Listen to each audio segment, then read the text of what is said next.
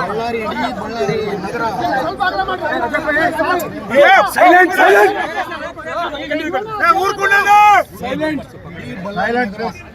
ಇವತ್ತು ಶಾಂತಿಯುತವಾಗಿತ್ತು.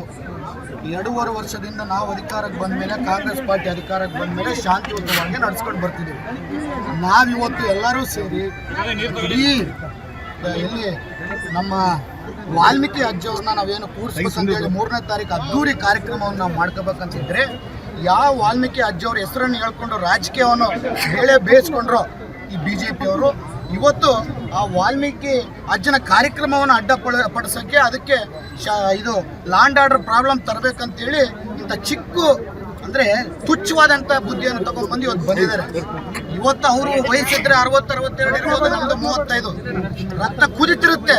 ಆದರೆ ವಾಲ್ಮೀಕಿ ತಾತ ನೋಡಿ ಇನ್ನೂ ಶಾಂತಿಯುತವಾಗಿ ಇವಾಗವರೆಗೆ ಸುಮ್ಮನೆ ಇದೀವಿ.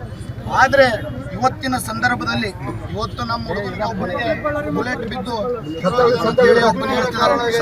ಗಾಯಗಳಾಗಿದ್ದಾವೆ. ಆ ಕಡೆ ಈಗ ನೋಡಿ ನಾವೇನನ್ನ ಇಷ್ಟು ಮಂದಿ ಇಷ್ಟು ದೊಡ್ಡ ಸಂಖ್ಯೆಯಲ್ಲಿ ಬಂದು ನಾವು ಎದಕ್ಕೆ ಮಾಡ್ತಿದೀವಿ ಅಂತಂದ್ರೆ, ಇವತ್ತು ಏನಿದು ನಡೆದಂತ ಏನು ಅವಮಾನ, ವಾಲ್ಮೀಕಿ ಅಜ್ಜನಿಗೆ ನಡೆದಂತ ಅವಮಾನ ಅಂತ ಹೇಳಿ ವಾಲ್ಮೀಕಿ ಅಜ್ಜನಿಗೆ ಅವಮಾನಕ್ಕೆ ನಾನು ಈ ಸೇಡನ್ನು ತೀರ್ಸ್ಕೊಂತೀನಿ. ಅವ್ರ ಮೇಲೆ BJP ಅವ್ರನ್ನ ನಾನು ಬಿಡೋದೇ ಇಲ್ಲ.